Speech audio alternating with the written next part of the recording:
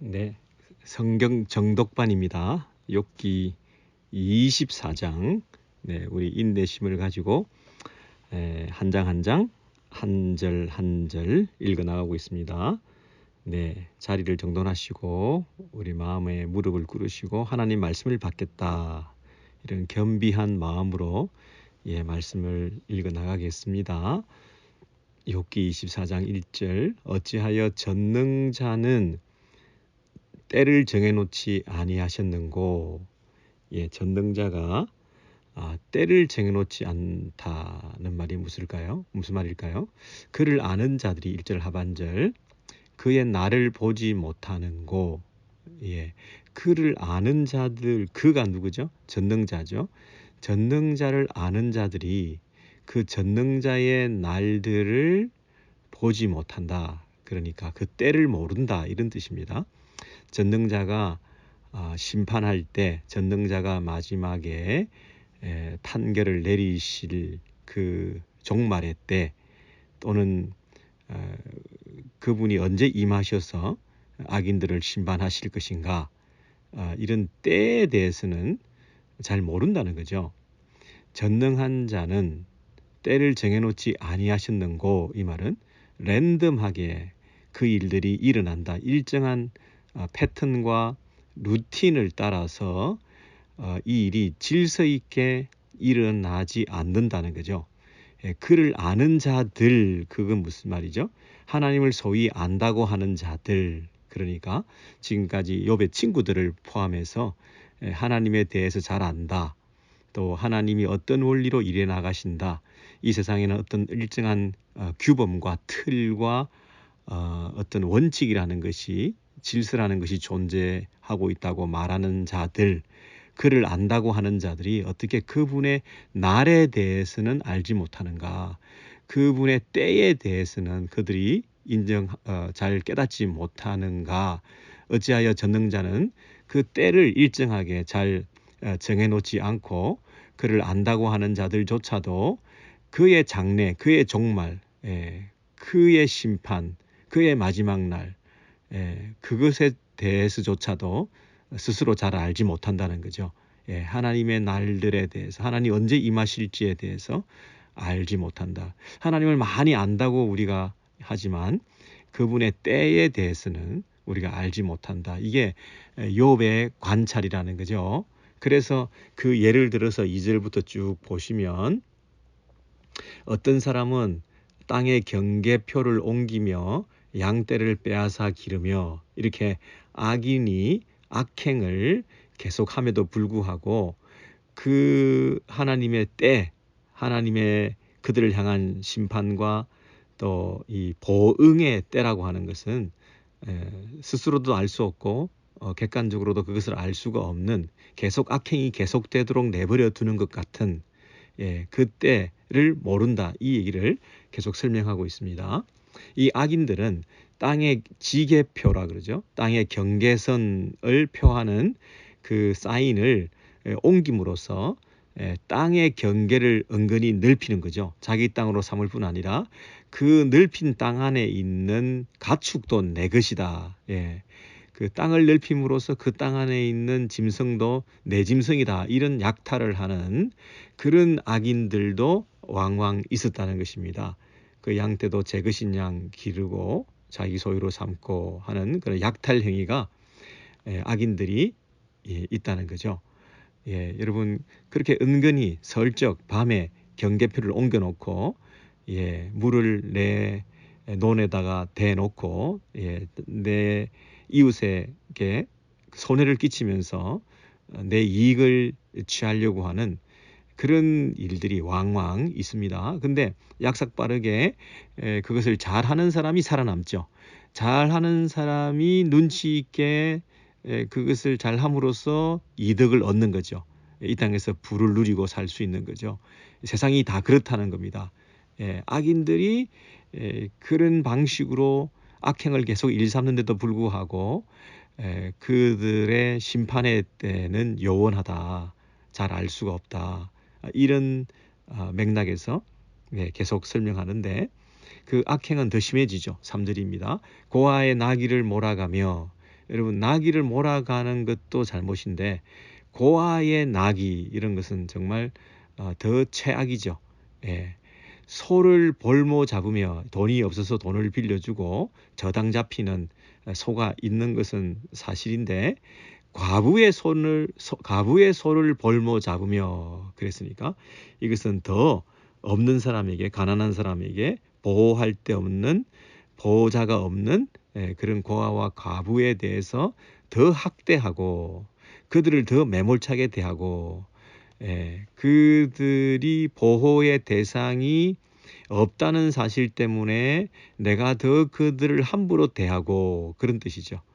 예, 우리가 도와주지는 못할 망정 그 약점과 허점을 가진 연약한 자들의 그 틈을 파고들어서 오히려 그들을 더 괴롭히는 정말 믿을 만한 사람은 없다 싶어서 선의를 베푸는 이웃에게 마음을 열었더니 오히려 그것을 이용해서 더 사기를 치는 이런 일들이 왕왕 있다 그렇게 말하죠.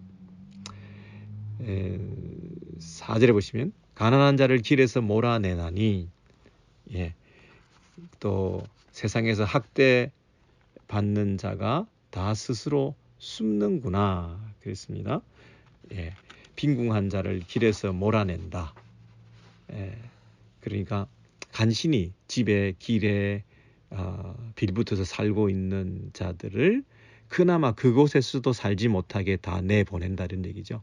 그래서 학대받고 가난하고 빈궁한 사람들이 스스로 숨어들고 또 그들이 내쫓고 살아갈 수 없을 환경과 상황에 내몰려서 사는 게 아닌 얼굴을 내밀 수가 없는 처지로 만들어버리는 거죠. 그 스스로 숨어든다 이 표현이 한글 표현인데 스스로 숨는다 자기가 부끄러워서 자기가 가진 게 없어서 또 나타나면 학대당하고 착취당할 거니까 아예 숨어 들어가는 그런 상황일 수도 있고 이 스스로 숨어든다라기보다는 그들이 다 쫓아내어 버려서 남아있는 자가 아무도 발견될 수 없다 이런 뜻이기도 합니다. 그래서 다 내몰리고 다 쫓겨나는 그래서 빈 도시가 거리가 완전히 비어있는 이런 상황에 내몰렸다 하는 얘기죠. 그러면 이제 그 내몰린 가난한 사람들은 어디로 갑니까? 그 길가 도시 사람들이 모여 살던 공동체 그곳에서 학대를 견디다 못해 가난도스러운데 가난하다고 더 이용당하고 고통을 가중시키는 그런 동네에서 살 수가 없어서 쫓겨나게 되는 거죠. 내몰리게 되어서 어디로 갑니까? 5절입니다. 그들은 거친 광야의 들나귀 같아서 나가서 일하며 먹을 것을 부지런히 구하니 빈들이 그들의 자식을 위하여 그에게 음식을 내는구나. 이게 광야 빈들 그랬습니다. 오직 그가 사는 이유 한 가지는 자식 때문이죠. 그들의 자식을 위하여 그 빈들에서도 광야에서도 거친 들판에서도 그 황량한 세상 삶의 그 바닥 생활 가운데서도 오직 들나귀 같이 부지런히 들나귀가 뭡니까? 막 뛰어다니는 거죠. 힘도 없는데 뛰어다니는 이유가 뭐죠? 먹을 것을 찾기 위하여 자식들을 먹이기 위해서 그저 하루하루 일어나면 춥고 또 때로는 너무나 목마르고 하는 그런 계절의 변화 가운데서도 제대로 입지도 못하고 먹지도 못하면서 혼자서 자녀들을 위해서 먹여 살리기 위한 그 목적 한 가지로 미친 듯이 뛰어다니며 들나귀 같이 나가서 일하며 먹을 것을 찾고 구하고 그리고 쓰러져 자고 또 일어나서 또 달려나가고 하는 그런 이 삶을 광야에서 빈들에서 살 수밖에 없게 악인들이 이들을 이렇게 내몰아냈는데도 불구하고 그 악인들은 형통하게 잘 살고 있다는 거 아닙니까? 6절에 보시면 그들이 가난한 사람들이 밭에서 남의 꼴을 베며 남의 곡식을 베며 악인이 남겨둔 포도를 따며 예, 이제 가을에는 추수를 하고 그 다 남아 있는 이삭이나 주우면서 그죠? 그리고 상한 포도 아무도 따가지 않은 질이 떨어지는 그 포도라도 주워 먹으며 긁어 모아서 그런 뜻이죠.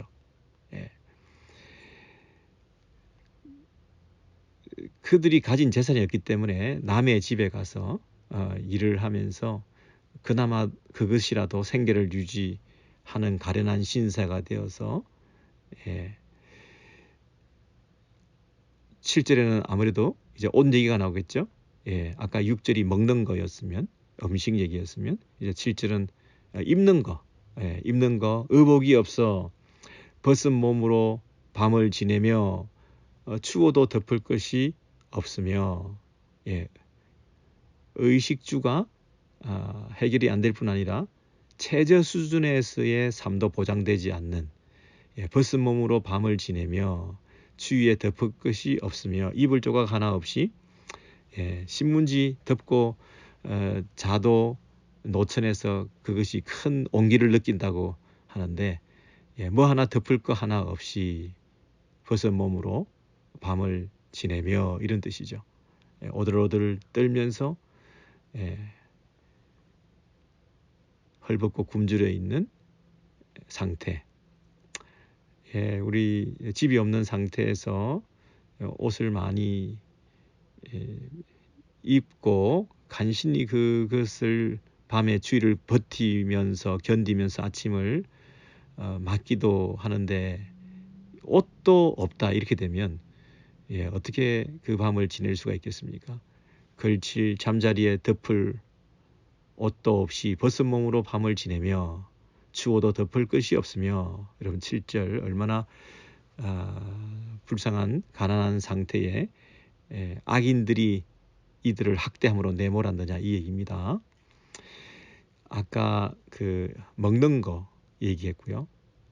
6절에서 밭에서 무엇을 좀 거두어 먹어보려고 그죠? 7절에서는 입는 거 의복이 없어 벗은 몸으로 밤을 지내며 그랬죠. 8절에는 뭐겠습니까?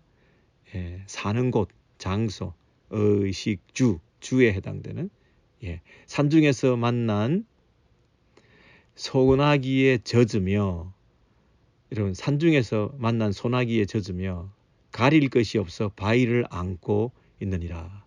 바위를 안고 있다 이 표현이 얼마나 바위로 둘러싸서 내가 바위를 둘러 안아서 여러분 흠뻑 젖어서 그 바위 틈 바구니에서 그 바위 틈에 잠시 몸을 기대어 그런 뜻이죠.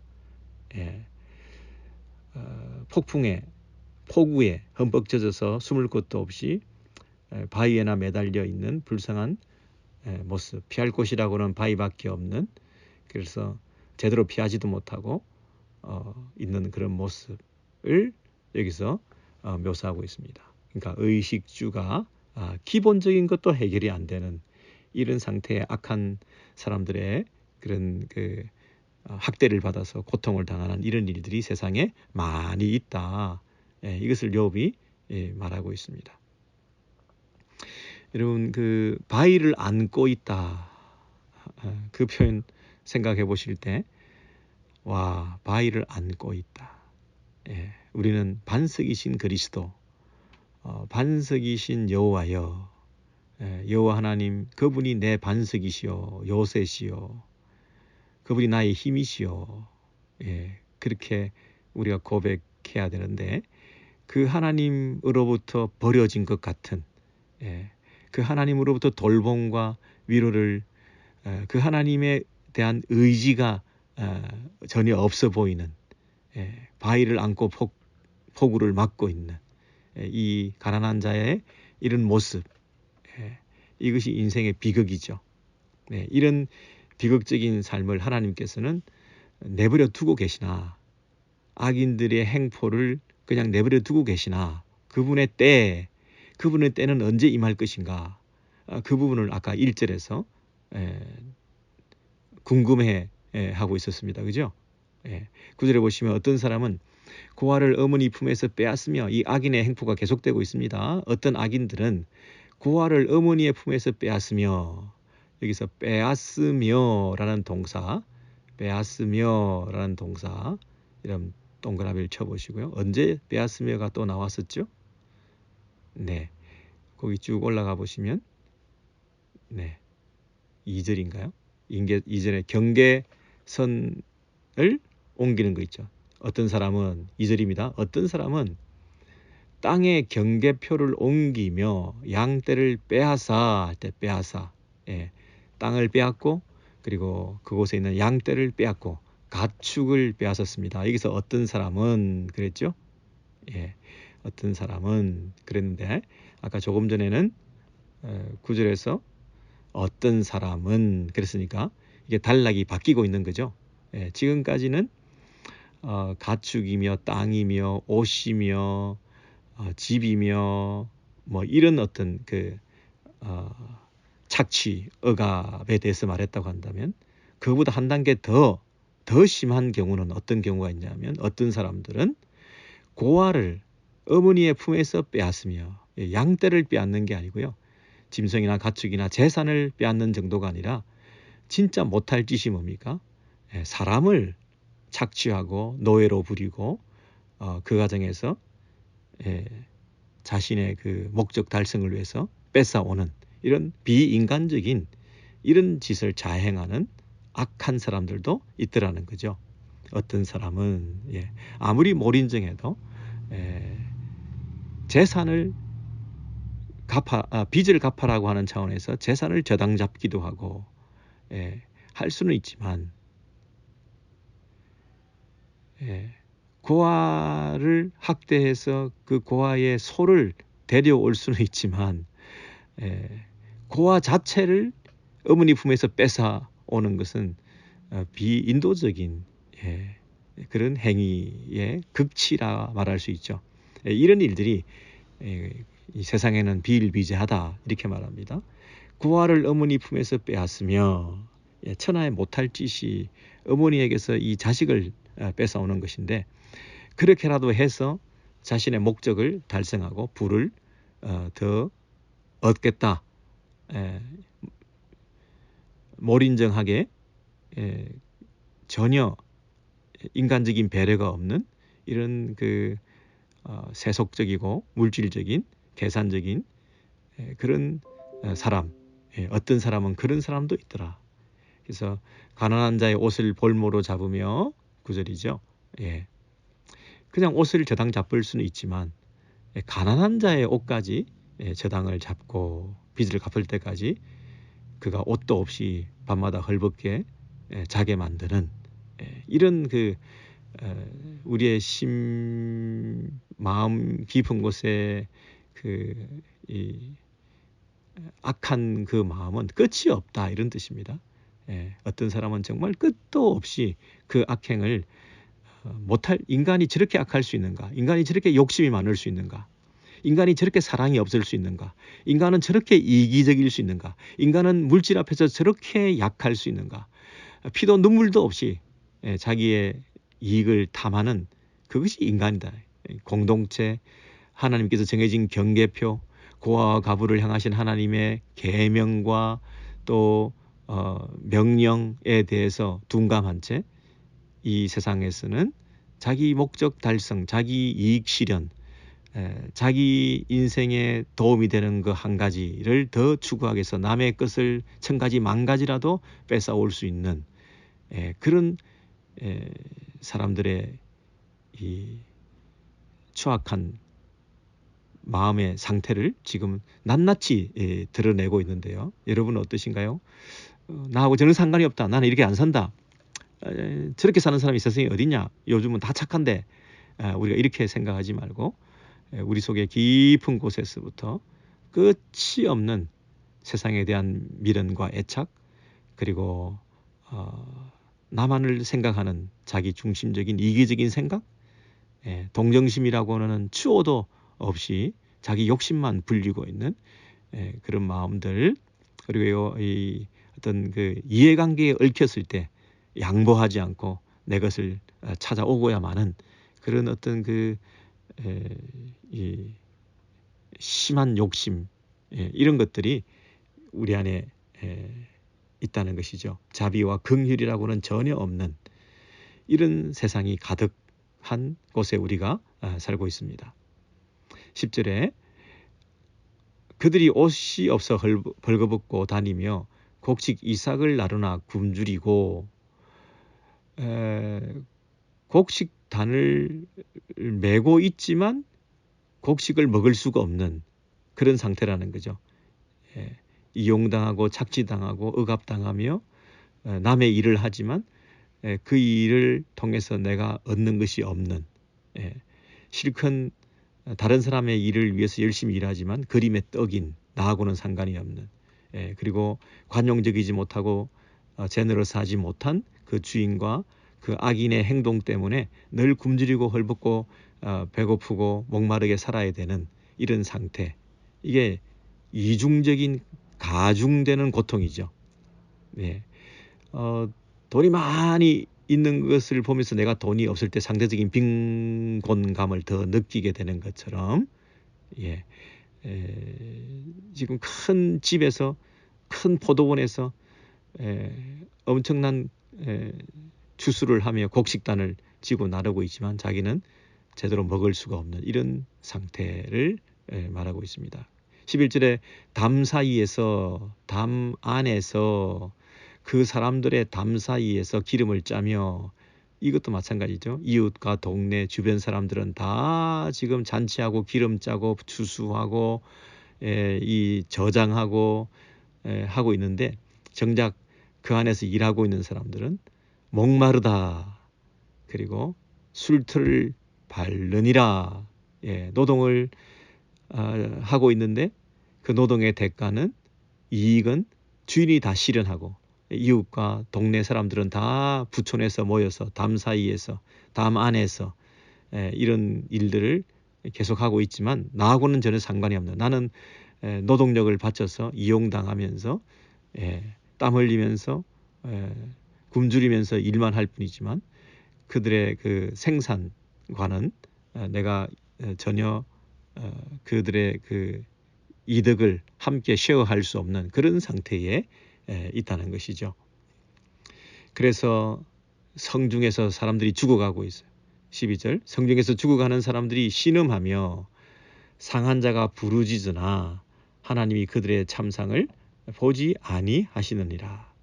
인구가 많은 사람들, 그 성에 모여있는 사람들이 이렇게 신음하면서, 이렇게 고통하면서 마음이 상하여 몸이 상하여 하나님을 찾고 부르짖고 있음에도 불구하고 하나님이 그것을 외면하고 계신다. 하나님께서 보지 않고 계시는 것 같다. 그 악인들을 심판하지 않으신다. 하나님의 때를 어떻게 우리가 알 수 있으랴. 그 때는 오지 않고 있음에 참으로 고통하고 있는 그런 그 노래를 부르고 있습니다. 아무리 소리 질러도 하나님은 들은 채도 하지 아니하신다. 아무리 부르짖어도 도시마다 성중마다 신음소리와 이 착취와 억압을 당하는 사람들의 고통, 신음소리가 이렇게 넘쳐나는데도 하나님은 우리의 호소에 대해서 반응하지 않으신다. 여기까지가 12절입니다. 12절까지는 무슨 얘기를 했나요? 악인들이 자기가 가진 권력을, 힘을, 돈을 가지고 그것을 남용함으로 오히려 도울 사람들을 돕는 것이 아니라 도움을 받아야 될 사람을 더 착취하는, 더 쥐어짜고 있는 그런 현상을 목도할 수 있었다. 악인들이 그럼에도 불구하고 계속 이 일이 반복되고 있고 그 악인들의 심판의 날은 알 수가 없다. 알 수가 없다. 지금 24장에서 악인들에 대한 이 고소를, 악인들에 대해서 계속 욥이 얘기를 하면서 이 악인들을 어떻게 할 것인가? 왜 그때가 임하지 않는가? 1절에서 그때에 대해서 지금 질문하고 있습니다. 자, 13절에서 또 광명을 배반하는 사람들은 이러하니, 그러니까 아까 이런 사람들이 있다, 이런 사람들이 있다, 우리 2절, 9절에서 우리가 배웠죠. 네, 이 양떼를 빼앗는 사람들이 있다, 2절. 그리고 심지어 고아를 어머니에게서도 뺏어오는 사람들도 세상에 있다, 이렇게 얘기했죠. 네, 13절에서는 또 이런 사람들도 있다. 어떤 사람? 광명을 배반하는 사람들, 그랬습니다. 광명을 배반하는 사람들. 이 광명을 배반하는 사람들이라는 뜻은 뭘까요? 그들은 그 도리를 알지 못하며 그 길에 머무르지 아니하는 자로다. 여러분, 그 첩경에, 그 광명의 길에, 광명의 길을, 그 도리를, 빛의 도리를 알지 못할 뿐 아니라 그곳에 머물지 않는다. 그 빛의 자녀로 살아가지 않는다, 이런 뜻이죠. 예, 광명을 배반한다. 광명을 배반한다. 그게 무슨 말입니까? 예, 어둠의 사람들로 산다는 거죠. 예, 어둠의 자녀들로 사는데 더 익숙하다. 어둠의 질서와 어둠의 그 생활 방식을 내가 받아들인다. 그게 뭡니까? 광명을 배신하는 거죠. 빛의 자녀로서 사는 것을 배신하고 어둠의 자식들로 사는 것을 더 즐겨한다. 예. 그들은 그 빛의 자녀로서의 삶의 방식, 그 광명의 길, 그 도리, 그것에 대해서 알지도 못하고, 그리고 그렇게 살아가는 것에 대해서 동의하지 못하며 떠난다는 거죠. 그게 돌아선다는 것이죠. 그래서 광명을 배반한다, 이렇게 말했습니다. 그래서 이제 그들은 14절부터 보시면 고아를 뺏어와서 노동이나 시키고 이러는 게 아니고요. 고아를 뺏어와서 또는 땅에서 양떼를 도둑질해서 내가 부리고 재산적인 이익을 구하는 이런 정도가 아니고요. 14절에 보니까 이들은 사람을 죽인다. 사람을 죽인다. 더 점층적으로 그 악인의 그 강도가 세지고 있죠. 사람을 죽이는 자는 밝을 때에 일어나서 학대받는 자나 가난한 자를 죽이고, 이 강도, 밤에는 도둑같이 되며 강도, 살인 이런 것을 일삼는데, 이 사람들의 특징이 뭡니까? 밝을 때에 일어나서 학대받는 자나 가난한 자를 죽이고 밤에는 도둑같이, 이게 빛의 자녀로서의 그 생명을 사랑하고 빛을 사랑하고 영혼을 사모하고 이래야 되는데, 밤에 나가서 일하고 또 이 어두울 때를 틈타서 범죄하고, 이런 낮과 밤이 뒤바뀌어 가지고 낮에는 범죄할 대상을 물색하고 있다가 밤에 나가서 그 타겟으로 삼은 대상을 향하여 범죄를 저지르고, 이런 이 낮과 밤에 대한 것이 영적인 의미가 있다는 사실에 대해서 전혀 받아들이지 않고 빛의 자녀로 살지 않고 어둠의 자식들로 사는 데 익숙해 있는, 이런 뜻입니다. 15절에 보시면 그래서 이 성적인 폭행, 이 성범죄를 저지르는 자들의 그 눈은 저물기를 바라며, 이 빛이 두려운 거죠. 빛이 익숙하지 않은 거죠. 어둠이 더 용이한 거죠. 그래서 저물기를 바라며 아무 눈도 나를 보지 못하리라 하고 얼굴을 가리며, 얼굴을 변장하고 얼굴을 숨기고 이 밤에 활동하는 자들이죠. 어둠을 틈타, 16절, 어둠을 틈타 집을 뚫는 자는 낮에는 잠그고 있으므로 광명을 알지 못하나니, 낮에는 문을 닫고 칩거하고 있다가 밤이 익숙한 거죠. 어둠을 틈타는 거죠. 밤에 나가 집을 뚫고 도둑질하고, 그리고 성적인 죄를 범죄를 하고 하는 이런 모든 그 추악한 죄, 이게 뭡니까? 17절. 그들은 아침을 죽음의 그늘같이 여기니 그랬습니다. 빛이 오히려 어둠인 것처럼 전도되어서 그들이 두려워하는 것은 아침인 거죠. 우리는 아침에 밝은 빛에 광명한 날을 두 팔 벌려 반기고 기뻐해야 되는데 그들은 아침이 두려운 거죠. 빛이 없는 어둠에 익숙한 거죠. 죽음의 그늘의 두려움을 알미라 그랬습니다. 아침을 죽음의 그늘같이 여긴다. 아침이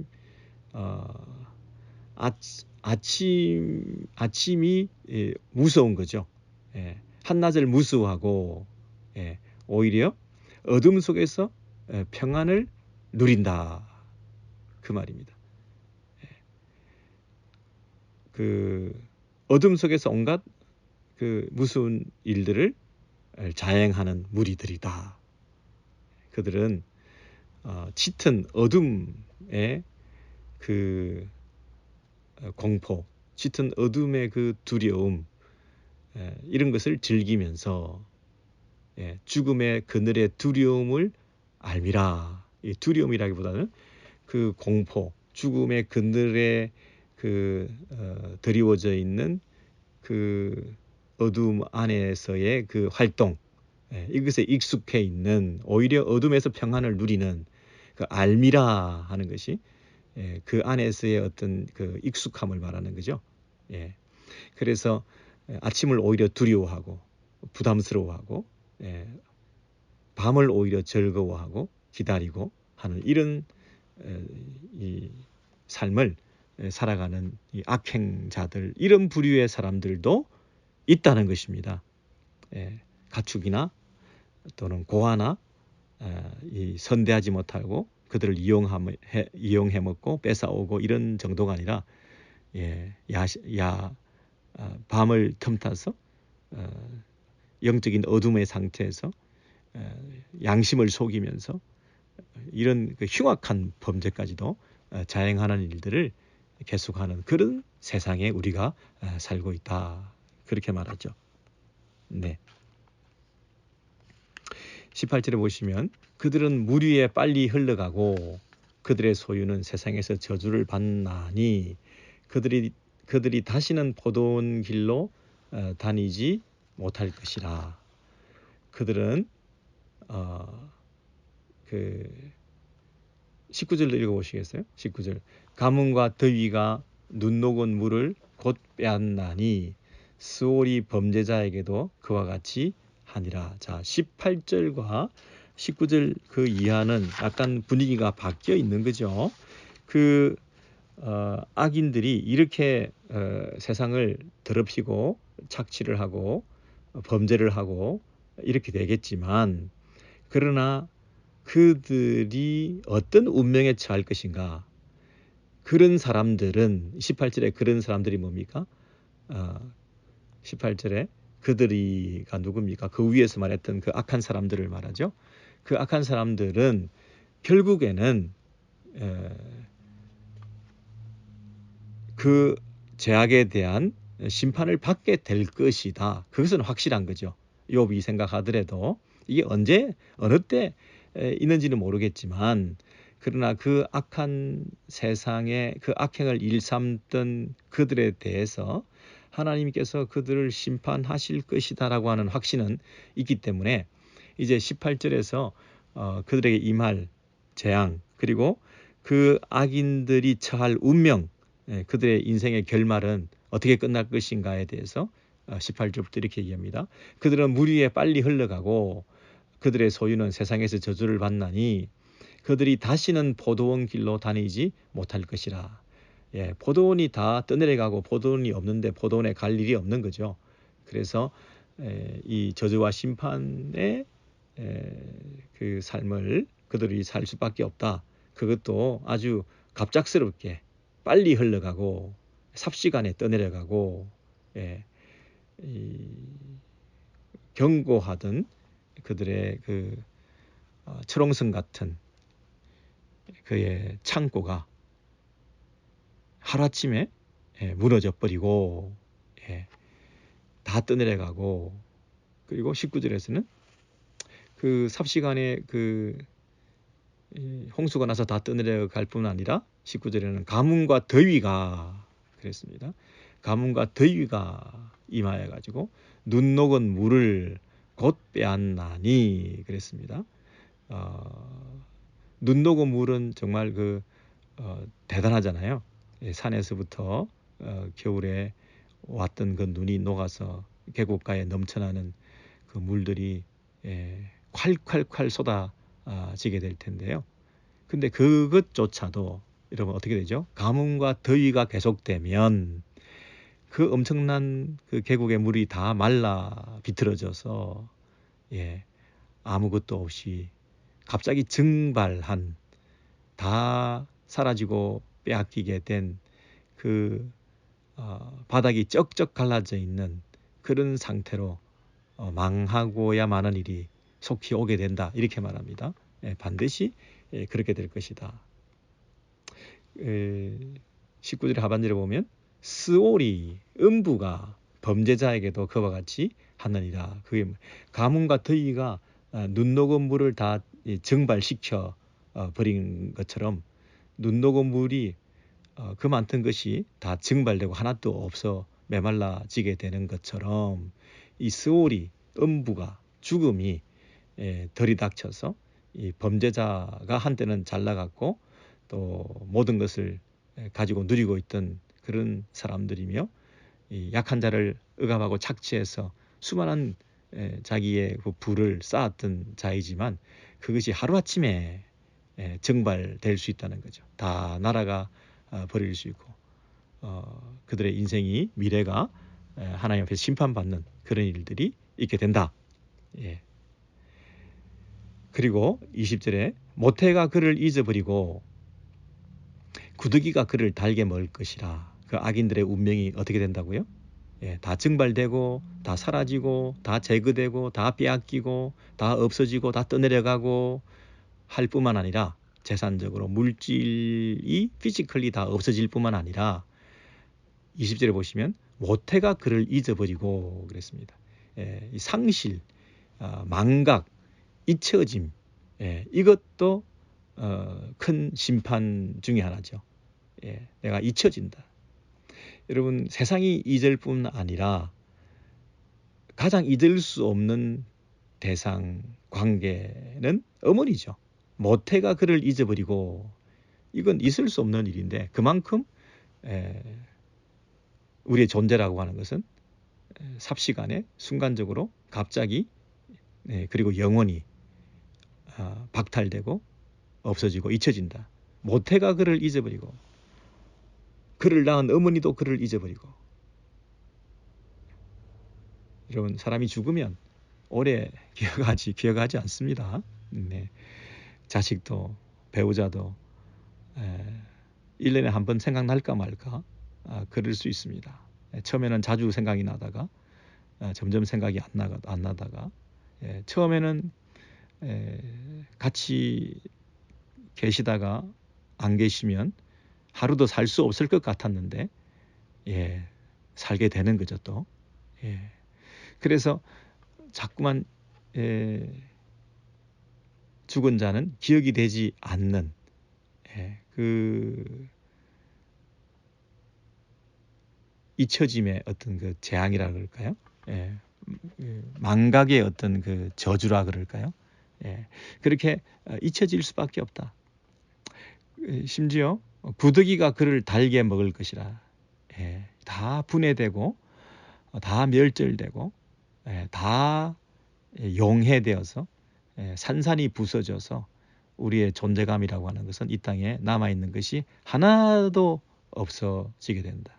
그는 다시 기억되지 않을 것이니 그랬습니다. 다시 기억되지 않는다. 서글프죠. 그러니까 너무 자기를 남기려고 할 필요 없습니다. 어차피 잊혀집니다. 자기를 남겨보려고 비석도 세우고 탑도 세우고 책도 만들고 연보도 찍고 자기에 대한 히스토리 또 자서전도 쓰고 사진도 남기고 뭐 여러 가지 발버둥을 쳐보는데요. 예. 그는 기억함을 다시 얻지 못하나니 마치 무엇과 같습니까? 부리가 나무처럼 꺾이리라 그랬습니다. 예, 나무처럼 꺾인다. 나무가 잘라지고 뽑히고 하는 것처럼 이 땅에서 악한 자들이 그의 이름도 그의 존재도 그의 재산도 그의 가족도 사라지고 또 잊혀지는 그런 삶을 살 수밖에 없다. 이렇게 말하죠. 나무처럼 꺾이리라. 이 나무처럼 꺾이리라가 그 잘라진 그 나무가 다 시들어서 볼품없이 되는 거 있죠. 그런 상황을 기억하시면 되겠습니다. 잎사귀가 푸르고 열매가 무성하고 했던 그런 나무가 꺾였을 때, 잘렸을 때 그 남아있는 것들이 다 시들고 말라 비틀어져서 쪼그라지고 날아가 버리는 그런 상태. 한때는 무성했다 이 말입니다. 나무처럼 이 말은 제법 괜찮은 나무, 제법 괜찮은 인생이었는데 그 인생이 결국 이렇게 망가뜨려지게 된다. 이렇게 멸망하고 마는 것이다. 이렇게 얘기하죠. 21절에 그 악인이 행한 그 범죄, 악행 중에 제일 그 상기할 만한, 기억할 만한 내용은 21절인데 그는 또 잊혀지지 않는, 잊을 수 없는 그의 악행에 대해서 한 번 더 상기시키시면서 이렇게 말하고 있습니다. 그는 임신하지 못하는 여자를 박대하며 과부를 선대하지 아니하는도다. 임신하지 못하는 여자라고 하는 것은 그 밑에 과부를 선대하지 아니하는도다와 연결되어 있죠. 그 말은 이제 결혼을 했는데 자녀를 두지 못했을 때 그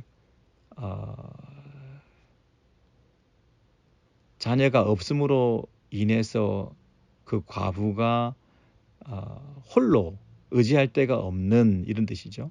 시간, 마음, 물질, 모든 환경 이런 면에서 홀로 설 수가 없는, 요즘하고 다르죠. 요즘은 뭐 홀로 잘 쓰시기도 하지만 그 당시에는 이 자기를 보호해줄 그 어떤 그 주변 기댈 만한 언덕이 전혀 없는 그런 여자가 보호를 받지 못하는 상태에 있는데도 불구하고 그를 박대했다. 이게 엄청난 죄라는 거죠. 가진 힘을 가지고 도와주기는커녕 가진 힘을 가지고 약자를 골라다니며 착취했던, 억압했던, 박대했던, 선대하지 못했던 이게 얼마나 큰 죄인 것을 지금 누차 얘기하고 있습니다. 여러분 우리는 뭐 고아, 과부, 뭐 연약한 사람, 가난한 사람, 불쌍한 사람 뭐 안 도와줄 수도 있고 뭐 내 기분이 내키면 도와주고 자기 만족으로 우리가 구제하고 뭐 그럴 때가 있는데 여기 정말 계속 얘기하고 있는 것은 그 이웃에 대한 우리의 태도가 어떠하냐에 따라서 너의 그 영성이 너의 하나님과의 관계가 나타나는 것인데 특별히 힘들고 가난하고 병들고 소외되고 도움이 필요한 자들을 향해서 네가 어떤 태도를 취했느냐.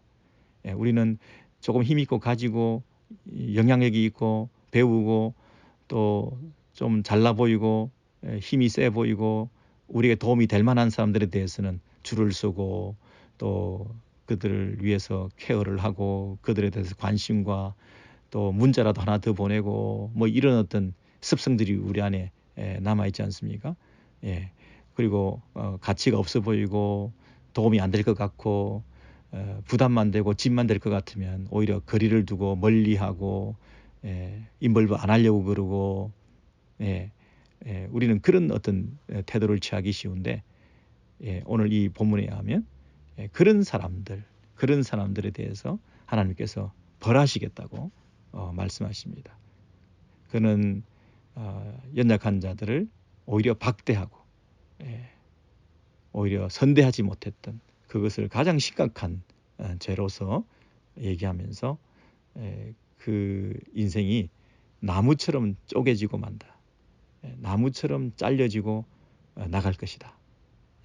여러분, 우리의 인생이 남의 것을 긁어 모아서 내 것을 자꾸 쌓아 올려서 나무처럼 이렇게 큰 나무, 무성한 나무, 푸르른 나무, 근사한 나무, 꽤 괜찮은 인생, 내가 수십 년 그리고 남은 여생을 지금 살고 있다 할지라도 우리가 나무처럼 끝길이라 잘리고 나면 이제 우리 어떻게 되죠? 다 말라 시들어 볼품없이 되고 마는데, 우리 인생의 노년이, 우리의 인생의 후반전이 이 볼품 없어지면 안 되잖아요.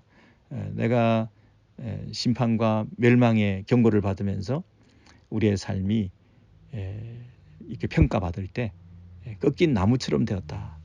이렇게 되지 않기 위해서는 우리가 이웃에 대한 태도를 어떻게 취하느냐, 우리의 마음을 어떻게 여유롭게 또 관대하게 쓰느냐, 우리가 이 사랑하는 사람을 사랑하고 나에게 잘해주는 사람한테 잘해주고, 이런 차원에 머물러 가지고는 하나님 앞에서 바른 삶을 살고 있다고 말할 수가 없는 거죠.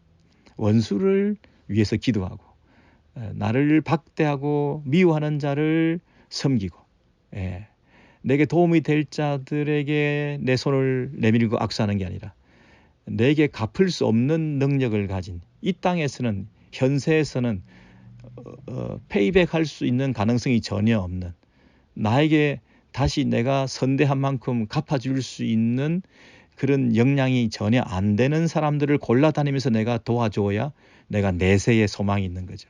내세 하나님으로부터 내가 그 상급을 받을 수 있는 거 아니겠습니까? 내가 도움을 주고 그들도 나를 도와주고, 내가 이 선대하고 그들도 나를 잘 봐주고 선대하고, 이런 기브 앤 테이크로 그런 관계에 있는 사람들만 골라다니면 이 땅에서 이미 다 주고받은 거기 때문에 그 의도와 동기를 알고 내세에서는 아무것도 없는 거죠. 오히려 우리가 골라다니면서 섬겨야 될 대상은 누굴까 한번 생각해 보세요.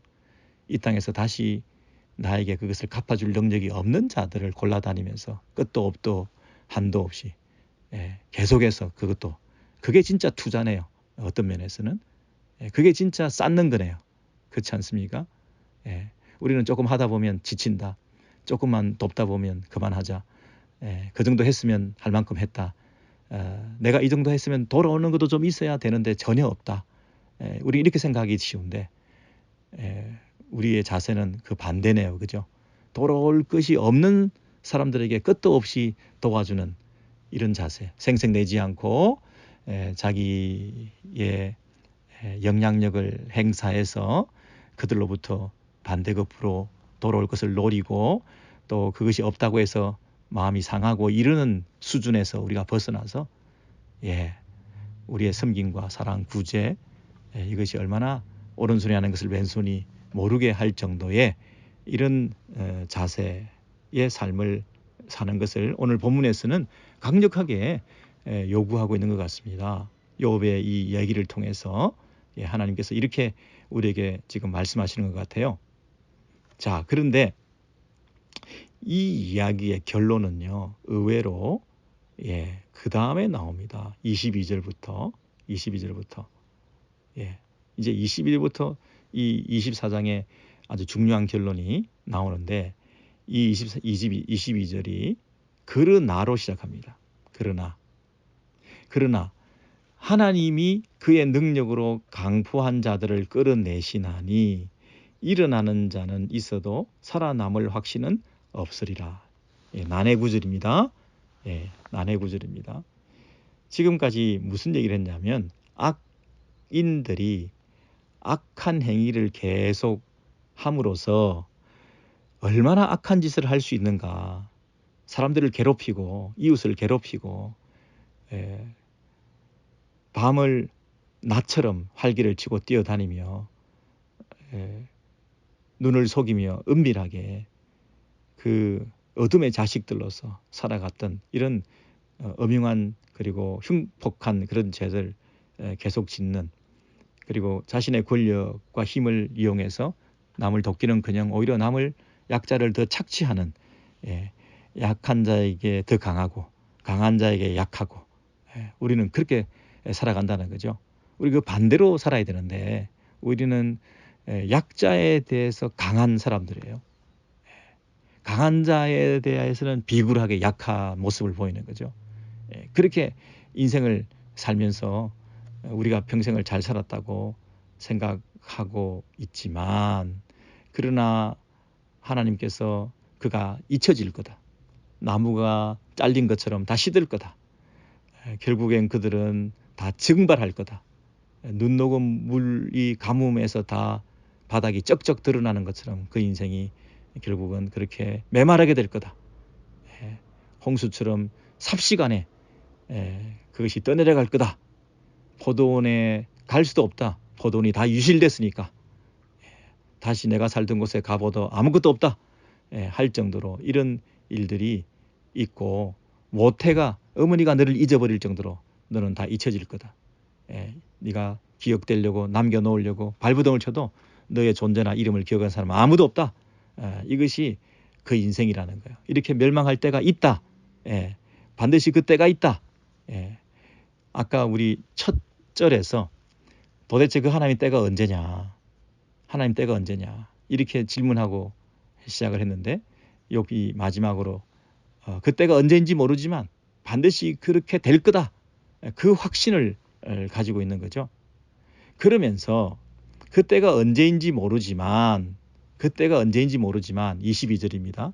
그러나 하나님이 그의 능력으로 광포한 자들을 끌어내시나니, 하나님의 능력, 하나님의 권능으로 강포한 자, 그 악인들을 끌어내시나니, 이 번역을 잘 하셔야 됩니다.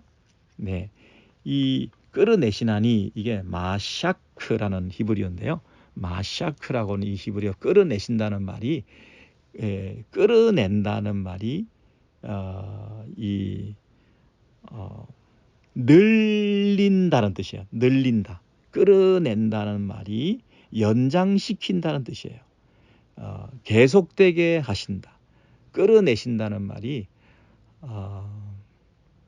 그렇죠. 이전 번역에는 보존시키시니 이렇게 되어 있습니다. 그 권능으로 강한 자들을 보존시키시니, 그 악한 자들을 보존시키시니, 보존시킨다는 말은 계속 그대로 내버려 두신다는 거죠. 오히려 그 기간을 연장해 주신다는 거죠. 마샤크, 연기시킨다, 연장해 주신다, 더 내버려 두신다. 그 한글 번역에 여러분 거기 보존시키니 또는 끌어내시나니 거기다가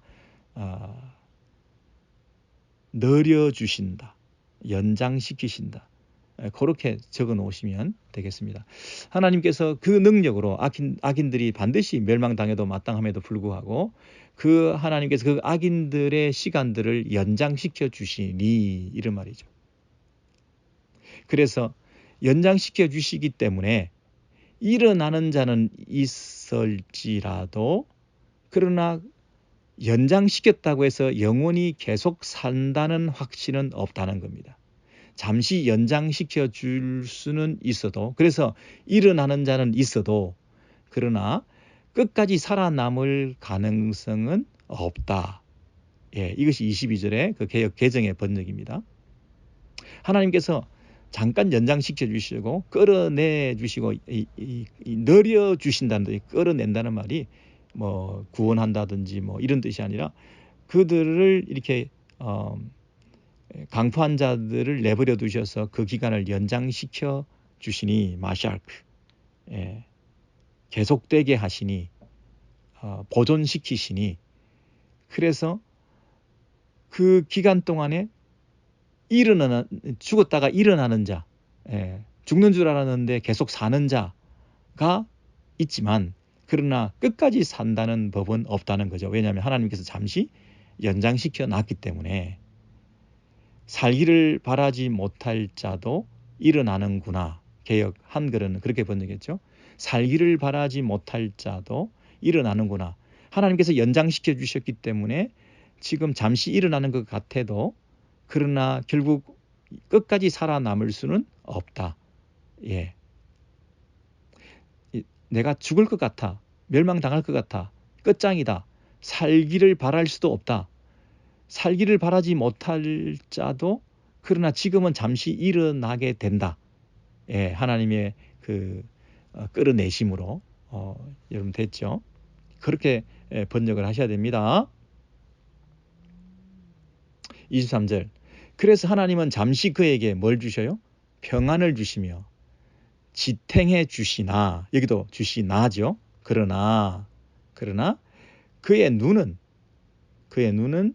그들을 살피고 계신다. 잠시 평안을 주시고 보존해 주시고 잠시 연장시켜 주시고 지탱해 주시고 그렇게 하시지만 내버려 두시지만 그러나 하나님께서는 그들의 길을 낱낱이 살피고 계신다. 그들의 행동을 낱낱이 살피신다. 그 걸음을 헤아려 보신다. 실상은. 네.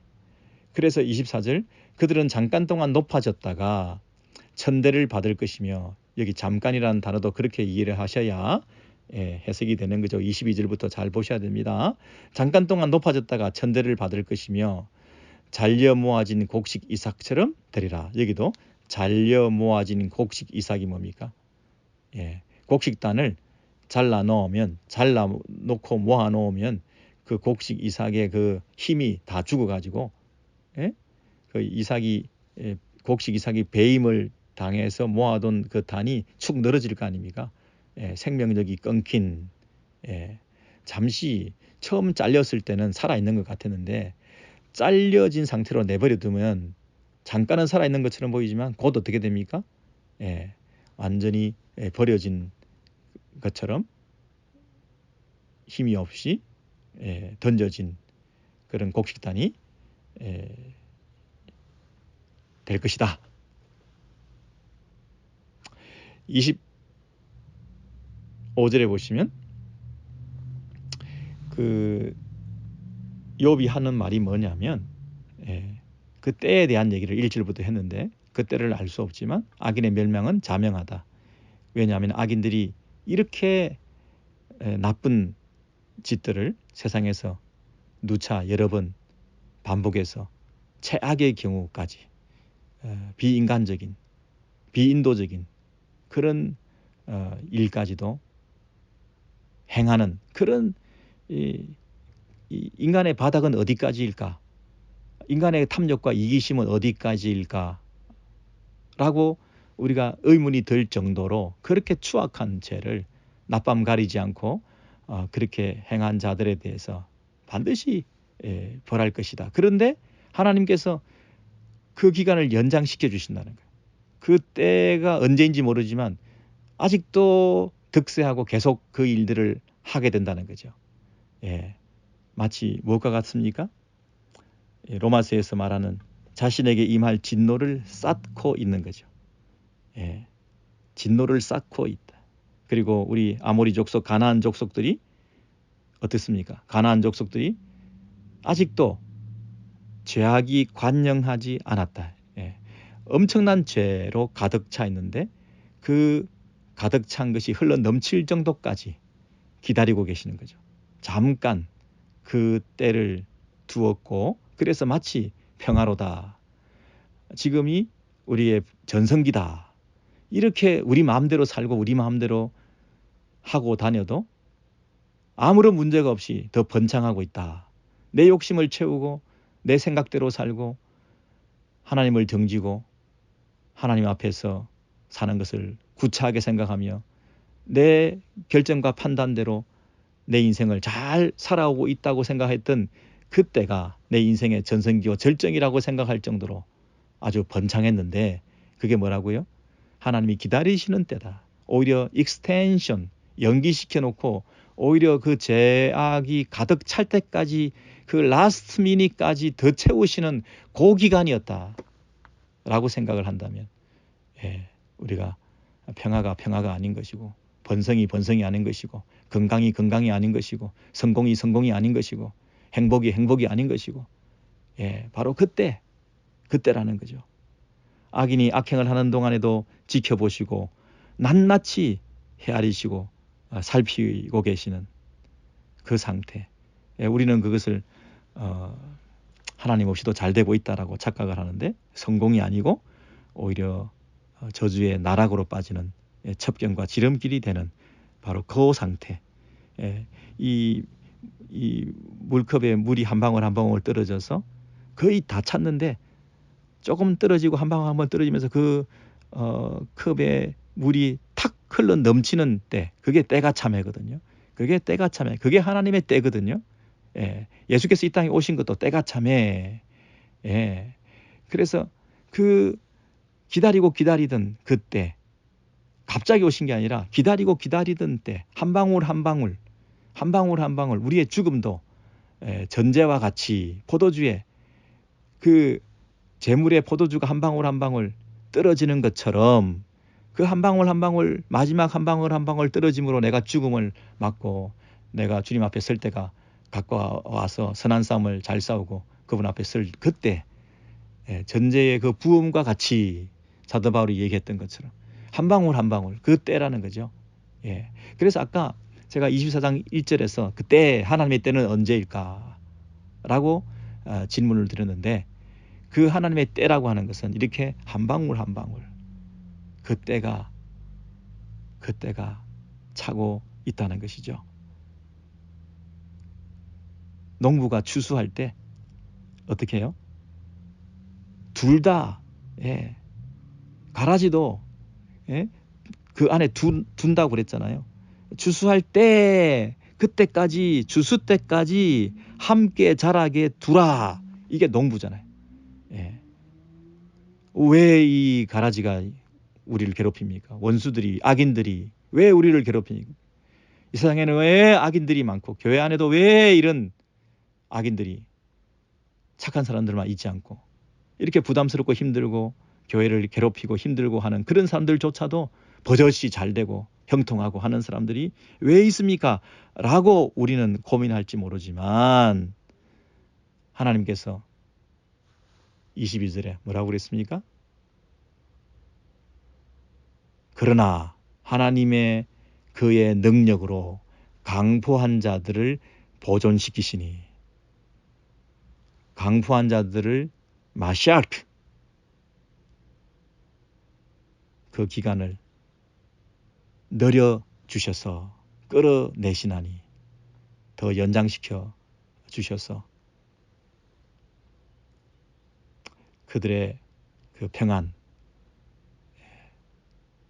그들이 지탱해 가고 있다고 23절에서 안정감 그 필링이 굉장히 좋은 거죠. 평안, 안심,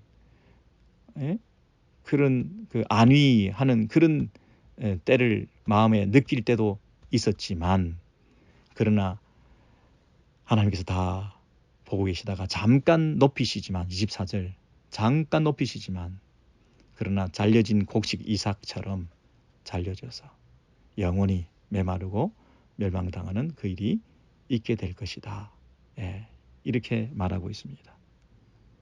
죄악이 간영하지 않았다. 하나님의 때는 그런 방식으로 끝까지 기다려주시면서 그때를 향해서 세상은 지금 나아가고 있는데 우리는 그것도 모르고 지금이 잘 되고 있다라고 착각하는 거죠.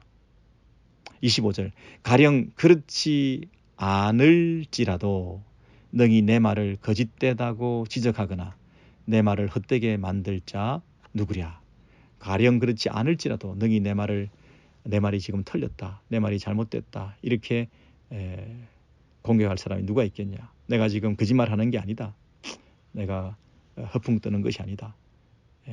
내 말이 틀린 게 없다. 내 말에 대해서 할 수 있는 말할 수 있는 게 너희들이 있으면 얘기해봐라. 지금 그렇게 얘기하면서 욥이 자기의 그 논리를 전개해 가고 있습니다. 여러분, 처음에 이게 어떤 일이 있었느냐 하면요. 지난주에 우리 공부했던 내용이 뭐냐면 그 23장 한번 보시죠. 23장 그 23장 10절이었죠. 유명한 성경 구절. 그러나 내가 가는 길을 그가 아시나니 23장 10절. 그러나 내가 가는 길을 그가 아시나니 그가 나를 단련하신 후에는 내가 순금같이 정금같이 나오리라. 이런 얘기가 있었잖아요. 예, 그게 왜 이런 얘기를 계속했냐면 그 친구들이 욥은 어렵지 않다. 욥이 죄를 지었기 때문에 재앙을 당하는 것이다. 자꾸 공격을 하니까 욥이 나는 어렵다. 나는 부당한 고난을 당하고 있다. 나는 이런 죄를 짓지 않았다. 하는 것을 항변하면서 그 23장 10절을 얘기했잖아요. 그래서 하나님은 이걸 다 알 수 있는데 하나님을 찾아서 하나님 앞에서 이걸 증명해 보여야 되는데 하나님은 아무래도 찾아봐도 없다. 앞에 가도 뒤에 가도 동서남북으로 찾아봐도 하나님 안 계신다. 그래서 절망하고 있는데 나의 무죄성을 증명하기 위해서 하나님을 찾아내야 되는데 하나님 안 계시는데 그래서 욥이 생각한 건 뭐냐면 내가 하나님을 찾아낼 수 없어도 내 눈에는 하나님이 안 보여도 하나님 나를 보고 계신다. 그 결론에 도달한 거예요. 예? 내가 무죄를 증명하려고 하나님 찾아내어서 하나님 앞에 항변하면 나를 무시하지 않고 내 얘기를 들어주실 거다. 라는 마음으로 하나님을 찾아다녔는데 하나님을 못 찾아. 그래서 또 절망할 뻔했는데 욥이 생각한 건 뭐냐면 내가 하나님을 못 찾아도 하나님은 나를 다 보고 계신다. 그래서 나의 가는 길을 그가 아신다. 이렇게 얘기한 거예요.